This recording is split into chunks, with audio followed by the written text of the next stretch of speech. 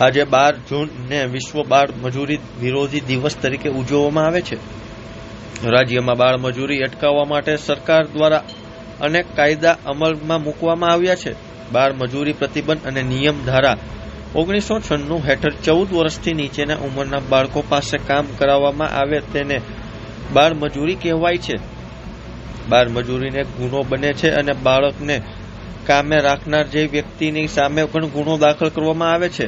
આ દિવસ વિશેની થોડીક જાગૃતિની માહિતી આપવા માટે હું ડૉક્ટર દિશા કાનાણી રાજકોટ લેબર ઓફિસર તરીકે આપશ્રીને માહિતગાર કરવા માંગુ છું।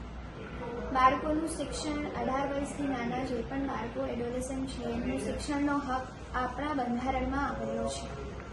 આથી આ બાળકોને શિક્ષણ મળી રહે અને તે 18થી નાના બાળકોને કામે ન રાખવા તથા જો એ કામે રાખેલા હોય તો એના પર પ્રતિબંધ લાગે અને એને લગતી જે પણ પ્રથા નાબૂદ કરવાની જે આખી ટાસ્ક ફોર્સ છે એની રચના કરવામાં આવી છે અને આ માટે જિલ્લા કલેક્ટરશ્રીના અધ્યક્ષપણા હેઠળ ટાસ્ક ફોર્સની રચના ગુજરાત સરકારના શ્રમ વિભાગની રોજગાર વિભાગની 19/10/2006થી કરવામાં આવી છે, જેમાં વિવિધ પ્રકારના 17 ડિપાર્ટમેન્ટોની એક ટાસ્ક ફોર્સ ટીમ રચવામાં આવી છે, જે બાતમીના આધારે લગત સ્થળે તપાસણી કરે છે અને ત્યાંથી બાળકોને મુક્ત કરાવે છે।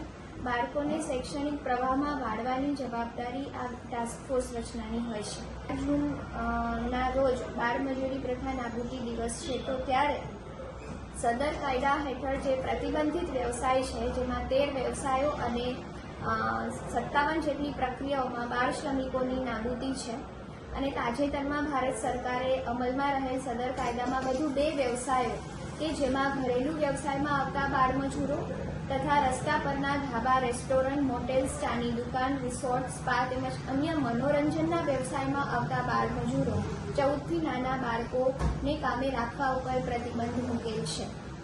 આ ટાસ્ક ફોર્સની રચનાથી મહિનામાં દર મહિને બાતમીના આધારે રેડનું આયોજન કરવામાં આવે છે અને બાળકોને મુક્ત કરવામાં આવે છે તથા બાળકોને શૈક્ષણિક પ્રવાહમાં જોડવામાં આવે છે, જેથી વધુમાં વધુ બાળકો શિક્ષણનો લાભ લઈ શકે અને ભારતનો જે યુથ છે એ શૈક્ષણિક રીતે આગળ વધી શકે અને ઇકોનોમિક સપોર્ટ કરી શકે।